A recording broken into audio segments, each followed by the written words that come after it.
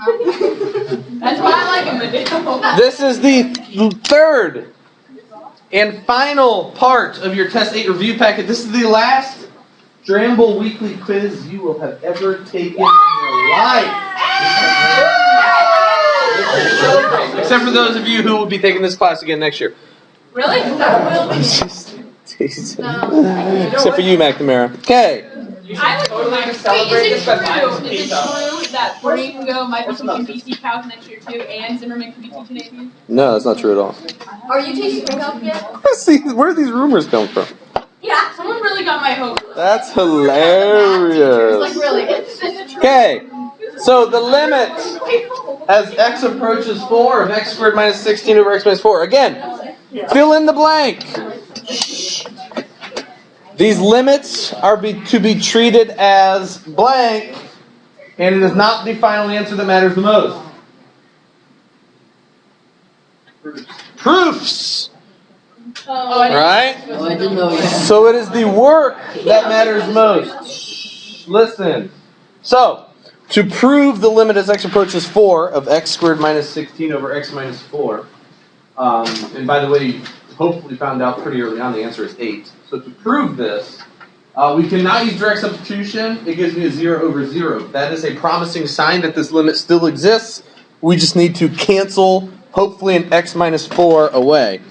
And we're going to use factoring to do so. This becomes the limit as x approaches 4 of x plus 4 over x minus 4. The x minus 4's cancel. So this becomes the limit as x approaches 4 of x plus 4. Now we can use direct substitution. 4 plus 4 is 8. Make sense? Yeah. Number 2 is a radical one. So we use the concept of a conjugate. Wow, you got a lot of reaction on it. So this one involves a radical. So we're going to multiply by a conjugate to rationalize it. So we're going to multiply by radical x plus 11 plus 3. So when you FOIL out the top, you're going to have the limit as x approaches negative 2 of x plus 11 minus 9. And you do not want to multiply the bottom out. A lot of people FOILed the bottom out and got these big, nasty expressions that was then impossible to see where the canceling was going to happen. So leave your denominator in factored form like this. Now what is x plus 11 minus 9? X plus 2, which will in reality cancel with this x plus 2. So you have 1 over the square root of x plus 11 plus 3.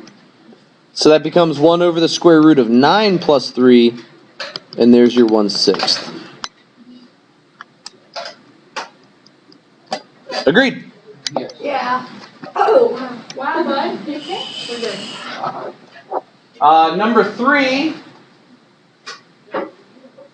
When that's not even discontinuous at once, you just evaluate that limit by direct substitution.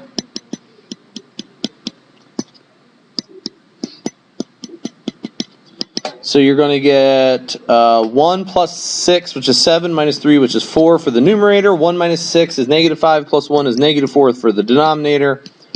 So you get negative 1 as the limit for number 3.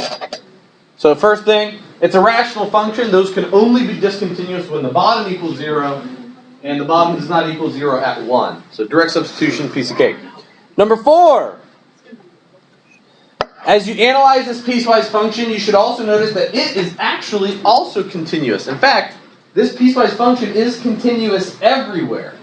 Right? So you can draw that entire thing from negative infinity to infinity without ever lifting up your pen. So you can evaluate this limit by direct substitution. F of 2 is negative 2 times 2 plus 5. And so the answer here was 1. Okay? Number 5. 5 makes the bottom 0, but not the top. I think you get something like 33 over 0. So that limit does not exist. And then number 6. I'm going to do the left limit first. The left limit. Now, can I use direct substitution to evaluate this left limit? No. No. Right? plugging 1 into this function will not output the value of the left limit. Okay? That left limit is discontinuous. It's continuous everywhere except at that end point, 1. Agreed? If you were to draw that graph, there'd be an open circle there. But this limit, this left limit, is the same thing as the limit as x approaches 1 from the left of x squared plus 2. And that limit can be evaluated by direct substitution, and you get an answer of 3. Yes, ma'am? Okay, I understand the process. I still just don't understand why we say it's the same thing as the limit of x. Because what does the entire left half of this piecewise graph look like from 1 to the left? X squared plus 2. The problem is, this graph actually has an open circle at 1. Like if you're approaching from the left, Yeah. you never actually hit an end point. The end point is open. So I instead replace it with a function that has a closed end point at 1, but is the same exact limit.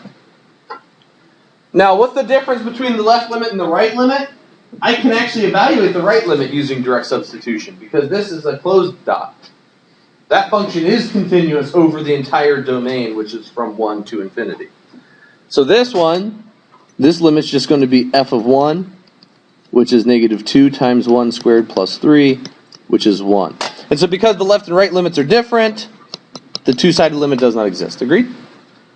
Yay! Yes, sir. Sure.